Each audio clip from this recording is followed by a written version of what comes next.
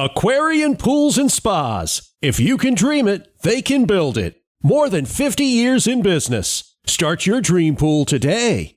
Aquarian Pools and Spas. 803-732-3636. The Gamecock women, well represented at the WNBA draft.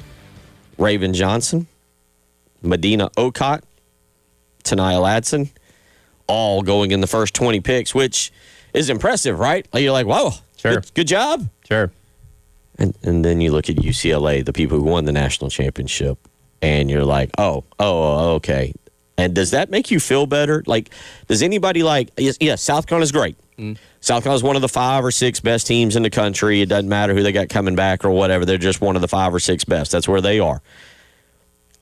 I guess I'm kind of doing this across all sports. Like when you lose a game in a championship game like that or something, and you know you're good, but UCLA last night had 5 first-round picks. And by the way, the first round, for what it's worth, is only 15 picks. Yeah, it was a record. So, right. And they had 6 picked. Yeah. UConn had the previous record with 4 in the first round. But, yeah, you had 33% of the first round last night. So, but does it – and I asked this not just for what happened to South Carolina women's basketball a week and a half ago, but I asked this kind of across the board. When you lose a game and then you see, like, well, they just had that many dudes – if you look back on I don't know, a couple years ago, South Carolina plays Alabama, South Carolina plays Georgia, whatever, you know, and you're like, well, they had 9 dudes drafted off a D. I don't know. I'm coming up with random numbers right now, but you get my point. Or you're like, oh, yeah, what was it? Who was it that brought up all the 5-star? It was the year that Shane Beamer, I think year 2, and they got clocked 44-7 here, and I think Ben Bowers caught 7 passes for 8 million yards. And Shane was like, well, they got a bunch of 5-stars. And you're just like, yeah, but then it shows up in the draft. Yeah. It shows up on the NFL draft. Yeah. No, I get the point that you're making. And yeah, I think it helps you.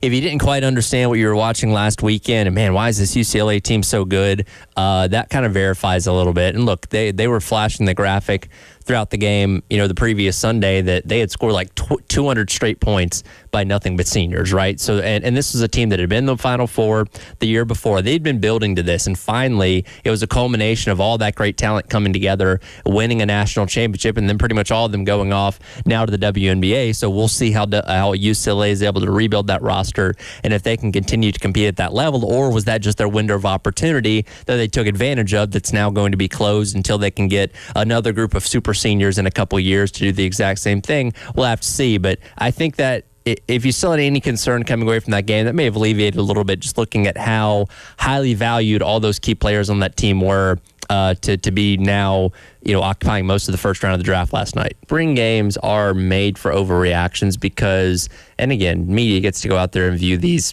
windows during the week for a few minutes at a time, but like, for most of us, the only time we get to see this team between the end of the season and the beginning of the next is that hour and a half to 2 hours during the spring game. So we're going to take whatever we see as, hey, this is the information that we have, and we're going to run with it. And inevitably, there's always somebody that does show out or somebody that does struggle that we spend the next couple of weeks either hyping up or panicking about, that usually doesn't have a correlation with what happens in the fall. Yeah, that's just, and I'm sure there's some of y'all out there who also have been to spring games and seen really good performances from guys and been like, I will say one that lived up to the hype. I think it was about 2 or 3 years ago.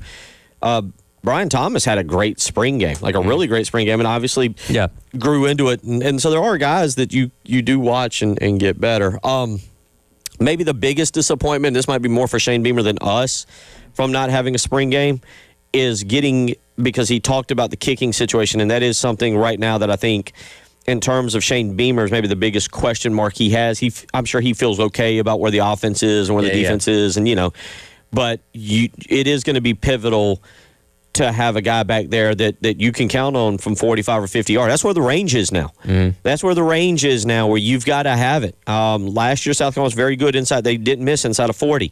Outside of 40, they had 3 misses, and now when you get 50 yards and in, it's got to be almost automatic, really, from a kicker. And you've got a Upton Belafont, the Texas Tech transfer. Texas Tech, Max Kelly is in there. So, and there's one other I'm blanking on as we're talking about it. But you've got You've got options, but you're going to have to settle on a guy that you feel confident in. Not being able to do it in front of that crowd at a spring game right. would have been your opportunity to see just how they kick in front of a crowd.